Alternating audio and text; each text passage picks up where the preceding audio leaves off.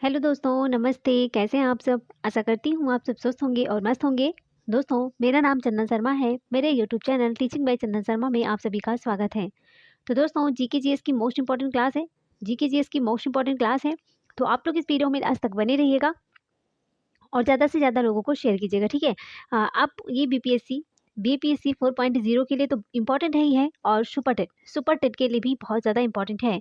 तो मैं आप लोगों से कल प्रॉमिस किया था कि मैं सुपर टेट की क्लास जल्द ही स्टार्ट करने वाली हूँ, और ये भी चलती रहेगी, और एनसीईआरटी जो सीरीज चल रही है वो भी चलती रहेगी, ठीक है? बीच बीच में मैं उस क्लास को भी लेकर आऊँगी, जिससे कि आप लोगों की एनसीईआरटी 6 की तो हमने कंप्लीट करवा दी है और 7 की भी कंप्लीट हो जाएगी। तो थ्योरी क्लास रहेगी दोस्तों, और डिटेल में हमको पढ़ना है ना? तो डिटेल में पढ़ना बहुत ज़रूरी है, क्योंकि कंपटीशन बहुत ज़्यादा है और यूपी में वैकेंसी आने के बहुत ज़्यादा चांसेस है। तो कोर्ट का भी आदेश है, तो वैकेंसी आएगी 100% है। तो बस आप लोग तैयारी करते रहिए, और जल्द से जल्द आप लोग मास्टर और मास्टरानी बन जाइए, ठीक है? चलिए, तो चलिए दोस्तों, हम यहाँ पर चलते हैं अपने क्वेश्चन की तरफ। और सबसे पहले आपको क्या करना है, इस सेशन पर जो लोग पहली बार विजिट कर रहे हैं, वो सबसे पहले इस सेशन को, इस चैनल को आप लोग सब्सक्राइब कर लीजिएगा। सबसे पहले इस चैनल को आप लोग सब्सक्राइब करके बेल आइकन को प्रेस कर लीजिएगा, जिससे नेक्स्ट नोटिफिकेशन आप तक जरूर पहुंचे। और इस सेशन को आप लोग लाइक कर दीजिए। लाइक करने के साथ साथ इसको शेयर कर दीजिए, ठीक है? लाइक शेयर कर दीजिए। हम कंटिन्यू क्वेश्चन करते हैं। तो चलिए हम चलते हैं अपने क्वेश्चन की तरफ। यहाँ पर हमारा पहला क्वेश्चन है कि राष्ट्रीय साक्षरता मिशन किस वर्ष शुरू किया गया था? राष्ट्रीय साक्षरता मिशन किस वर्ष शुरू किया गया था? 1986 में, 1997, 1988 या फिर 1980 में? बताइए, इसका राइट आंसर क्या हो जाएगा? बताइए दोस्तों, इंपॉर्टेंट क्लास है, और इसमें सुपर टेट की प्रीवियस ईयर क्वेश्चन भी है दोस्तों, तो इंपॉर्टेंट है ही। बताइए, राष्ट्रीय साक्षरता मिशन किस वर्ष शुरू किया गया था? तो यहाँ पर राइट आंसर हो जाएगा 1988 में। कब? 1988 में राष्ट्रीय साक्षरता मिशन को शुरू किया गया था। क्लियर? चलिए आगे देखते हैं। नेक्स्ट क्वेश्चन है कि संविधान का कौन सा अनुच्छेद नागरिकों के मौलिक कर्तव्यों की चर्चा करता है? संविधान का कौन सा अनुच्छेद है जो नागरिकों के मौलिक कर्तव्यों की चर्चा करता है? बताइए, आर्टिकल 15 है, आर्टिकल 21A है, आर्टिकल 51A है, या फिर आर्टिकल 41 है? बताइए, संविधान का कौन सा अनुच्छेद है जो नागरिकों के मौलिक कर्तव्यों की चर्चा करता है? अगर हम मौलिक कर्तव्य की बात करते हैं दोस्तों, तो इसका राइट आंसर हो जाएगा ऑप्शन सी, 51A में। किसमें? 51A में जो है कि नागरिकों के मौलिक कर्तव्यों की चर्चा की गई है, आर्टिकल 51A में। क्लियर? चलिए, तो यहाँ पर हम थोड़ा सा देख लेते हैं आर्टिकल 50 के बारे में और 21 एंड 41 के बारे में। आर्टिकल 51 दोस्तों, ये जाति, लिंग, जन्म स्थान के आधार पर भेदभाव से संबंधित है। किसे है? भेदभाव से संबंधित है, और इसका अर्थ यही होता है कि राज्य को इन आधारों पर किसी भी नागरिक के साथ भेदभाव नहीं करना चाहिए। क्लियर? और आर्टिकल 21 ये घोषित करता है कि राज्य 6 से 14 वर्ष की आयु के सभी बच्चों को निःशुल्क और अनिवार्य शिक्षा प्रदान करेगा। कितने वर्ष? 6 से 14 वर्ष के सभी बच्चों को निःशुल्क और अनिवार्य शिक्षा प्रदान करेगा। वहीं पर आर्टिकल 41 की बात करते हैं, तो इसका उद्देश्य यही होता है दोस्तों, बेरोजगारी, वृद्धावस्था, बीमारी, अपंगता और अयोग्य आवश्यकता की स्थिति में व्यक्तियों के लिए कार्य, शिक्षा और सार्वजनिक सहायता अधिकारों की रक्षा करना हो। ठीक है? तो यहाँ पर आर्टिकल 50 के बारे में हमने बताया, और 21 के बारे में एंड 41 के बारे में, तीनों के बारे में हमने यहाँ पर डिस्कस कर दिया। चलिए, नेक्स्ट क्वेश्चन है कि रविंद्रनाथ टैगोर को किस पुस्तक के लिए नोबेल पुरस्कार मिला था? नोबेल पुरस्कार मिला था दोस्तों, ये इंपॉर्टेंट क्वेश्चन है। रविंद्रनाथ टैगोर को किस पुस्तक के लिए नोबेल पुरस्कार मिला था? बताइए, गोरा के लिए, गीतांजलि के लिए, गीता माल्य के लिए, या फिर घरे बायडे के लिए? बताइए, रविंद्रनाथ टैगोर को किस पुस्तक के लिए नोबेल पुरस्कार प्राप्त हुआ था? तो यहाँ पर राइट आंसर हो जाएगा दोस्तों, ऑप्शन बी हो जाएगा, गीतांजलि के लिए। किसके लिए? तो रविंद्रनाथ टैगोर को गीतांजलि के लिए नोबेल पुरस्कार मिला था। ये क्वेश्चन इंपॉर्टेंट है, और ऐसा कोई एग्जाम नहीं है जिसमें ये क्वेश्चन पूछा नहीं जाता। ये जीके का फेवरेट क्वेश्चन है और इम्पॉर्टेंट भी है। चलो जी, आगे देख लेते हैं। देखिए, रविंद्रनाथ टैगोर एक बंगाली कवि, लेखक और चित्रकार थे। तो रविंद्रनाथ टैगोर कौन थे? रविंद्रनाथ टैगोर दोस्तों, ये एक बंगाली कवि थे, लेखक थे और चित्रकार भी थे। उन्हें 1913 में साहित्य के नोबेल पुरस्कार से सम्मानित भी किया गया था। कब? 1930 में। वह साहित्य के लिए नोबेल पुरस्कार पाने वाले पहले गैर यूरोपीय थे। अगर क्वेश्चन पूछ लेगा कि पहले गैर यूरोपीय कौन थे जिनको नोबेल पुरस्कार, साहित्य में नोबेल पुरस्कार दिया गया था, अगर आपने पढ़ा है तभी तो आप इसका रिप्लाई दे पाएंगे। तो पहले गैर यूरोपीय व्यक्ति कौन था जिनको साहित्य के लिए नोबेल पुरस्कार दिया गया था, तो वो थे रविंद्रनाथ टैगोर जी। रविंद्रनाथ टैगोर को उनकी कृति गीतांजलि के लिए नोबेल पुरस्कार भी मिला है। भारत का राष्ट्रगान क्या है दोस्तों? तो भारत का जो राष्ट्रगान है जन गण मन, ये रविंद्रनाथ टैगोर के द्वारा ही लिखा गया था। रविंद्रनाथ टैगोर के द्वारा भारत का राष्ट्रगान लिखा गया है। उन्होंने बांग्लादेश का राष्ट्रगान अमार सोनार बंगला भी बनाया था, जो कि प्रेजेंट टाइम में बांग्लादेश का राष्ट्रगान है। शांति निकेतन रविंद्रनाथ टैगोर के द्वारा स्थापित स्कूल है। कौन सा स्कूल है? रविंद्रनाथ टैगोर के द्वारा स्थापित जो स्कूल है उसका नाम क्या है? शांति निकेतन है। और रविंद्रनाथ टैगोर ने पहली बार 1896 में कलकत्ता कांग्रेस सत्र में वंदे मातरम को गाया था। कब गाया था? तो 1896 में। 1896 ईस्वी में रविंद्रनाथ टैगोर ने पहली बार कलकत्ता कांग्रेस सत्र में वंदे मातरम को गाया था। ये पॉइंट बहुत ज़्यादा इंपॉर्टेंट है दोस्तों। चलिए आगे देखते हैं। अब रविंद्रनाथ टैगोर के जो उल्लेखनीय कार्य हैं इसको हम देख लेते हैं। तो इनका मेनली उल्लेखनीय कार्य यही है: गीतांजलि, घरे बायरे, गोरा, गीतामाल, बलाका, सोनार तारी, ये सारे कार्य हैं रविंद्रनाथ टैगोर के, है ना। तो बताइए यहाँ तक आप लोगों को समझ में आ गया? बताइए यहाँ तक आपको समझ में आ रहा है? कमेंट बॉक्स में बताइए दोस्तों। चलिए नेक्स्ट क्वेश्चन है कि विश्व मानवाधिकार दिवस किस तारीख को मनाया जाता है? क्या 10 दिसंबर को मनाया जाता है, 22 दिसंबर को, 31 दिसंबर को या फिर 24 दिसंबर को? बताइए विश्व मानवाधिकार दिवस किस तारीख को मनाया जाता है? अगर विश्व मानवाधिकार दिवस की बात करते हैं हम, तो ये मनाया जाता है 10 दिसंबर को। Option A is the right answer. कब मनाया जाता है? 10 दिसंबर को। चलो जी आगे देखते हैं। नेक्स्ट क्वेश्चन है कि कांडला पोर्ट का नया नाम क्या है जिसका हाल ही में नाम बदल गया है? कांडला पोर्ट का नया नाम क्या है जिसका हाल ही में नाम बदला गया है? जवाहरलाल नेहरू पोर्ट होगा, न्यू गुजरात पोर्ट होगा, दीनदयाल पोर्ट ट्रस्ट होगा या फिर वल्लभ भाई पटेल पोर्ट होगा? आपको बताना है कि कांडला पोर्ट का नया नाम क्या है जिसका हाल ही में नाम बदला गया है। तो इसका हाल ही में नाम बदला गया था दोस्तों, उसका नाम है ऑप्शन सी हो जाएगा दीनदयाल पोर्ट ट्रस्ट, है ना। चलो थोड़ा सा इसके बारे में देख लेते हैं, कांडला बंदरगाह के बारे में। देखिए दोस्तों, जो कांडला बंदरगाह है, कांडला को पहले कुंडला के नाम से जानते थे। किसके नाम से? कांडला को पहले कुंडला के नाम से जानते थे, जो पश्चिम मध्य भारत के उत्तर पश्चिमी गुजरात राज्य में स्थित शहर है। यहाँ अरब सागर के कच्छ की खाड़ी पर एक बंदरगाह है। 1930 ईस्वी के दशक में कांडला के प्राकृतिक गहरे पानी के बंदरगाह पर बंदरगाह खोला गया था। यह गुजरात राज्य की तुलना में काफ़ी बड़ा है। एक भीतरी इलाके की सेवा के लिए डिज़ाइन भी किया गया है। बंदरगाह में सुधार जारी है। कांडला बंदरगाह में अब सूखे कार्गो बर्थ हैं जो एक बार में 10 जहाज़ों को समायोजित कर सकते हैं। तो ये पॉइंट बहुत ज़्यादा इंपॉर्टेंट है, कांडला बंदरगाह के अंतर्गत इंपॉर्टेंट है, तो आप लोग इसको नोट डाउन कर लीजिएगा दोस्तों। चलिए आगे देखते हैं। इसके अंतर्गत आगे देखेंगे कि इसमें टैंकरों के लिए बर्थ भी हैं, जैसे कि लोहा, पेट्रोलियम, इस्पात, मशीनरी और रसायन शहर के प्रमुख आयात हैं। बंदरगाह अनाज, वस्त्र और नमक को भी संभालता है। कांडला को एक प्रमुख राजमार्ग, एक रेलवे और एक हवाई अड्डे के द्वारा सेवा की जाती है। कांडला बंदरगाह जो कांडला बंदरगाह है, ये कांडला जो है वो कांडला बंदरगाह के लिए फेमस है, जो गुजरात के कच्छ जिले में सबसे पुराना बंदरगाह है, जो गांधी धाम शहर के पास स्थित है। इसे अब दीनदयाल पोर्ट ट्रस्ट नाम भी दिया गया है। इसका निर्माण 1950 के दशक में पश्चिमी भारत की सेवा करने वाले मुख्य बंदरगाह के रूप में किया गया था। तो ये पॉइंट बहुत ज़्यादा इंपॉर्टेंट है। ओके चलो जी आगे देखते हैं। नेक्स्ट क्वेश्चन है, डूरंड कप किस खेल से संबंधित है? डूरंड कप किस खेल से संबंधित है? हॉकी से, फुटबॉल, गोल्फ या फिर क्रिकेट? अगर हम डूरंड कप की बात करते हैं तो ये दोस्तों संबंधित है फुटबॉल से। किसे? Football. Option B is the right answer. Santosh trophy भी जो है वो फुटबॉल से संबंधित है ना, और डूरंड भी। चलिए आगे देखते हैं।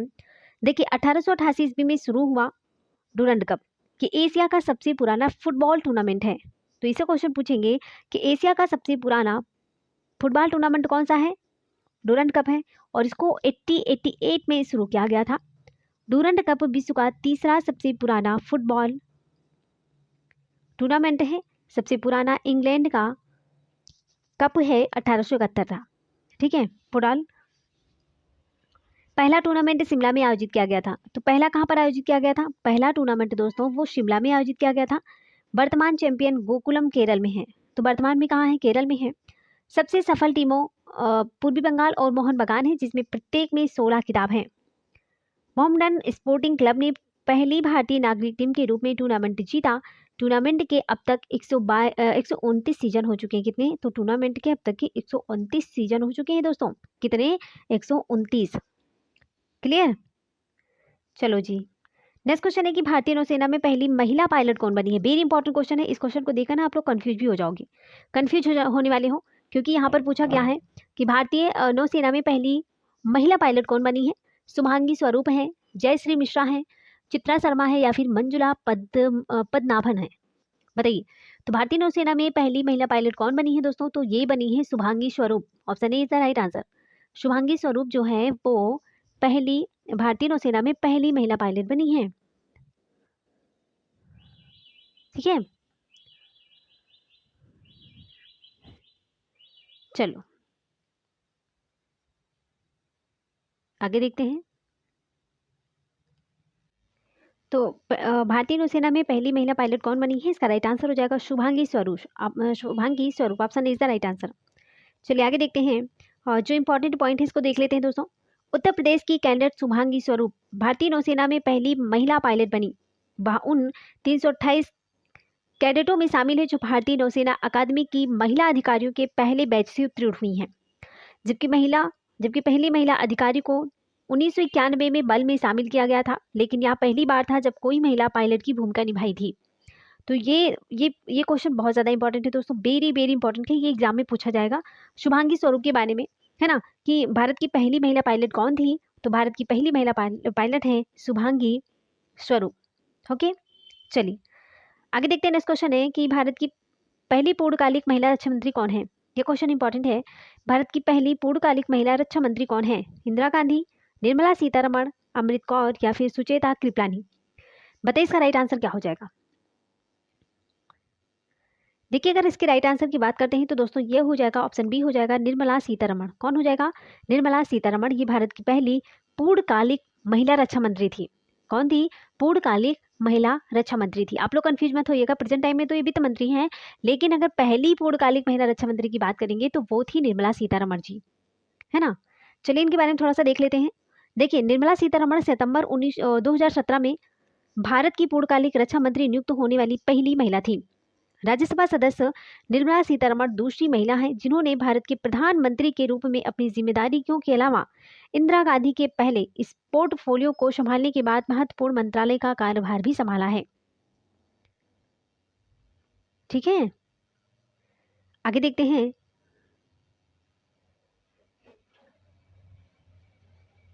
दोस्तों, रक्षा मंत्री के रूप में सीतारमण ने सेना, नौसेना और वायुसेना को मजबूत करने का प्रयास किया और रक्षा खरीद से संबंधित निर्णय लेने की प्रक्रिया में तेजी लाने के लिए श्रेय भी दिया गया।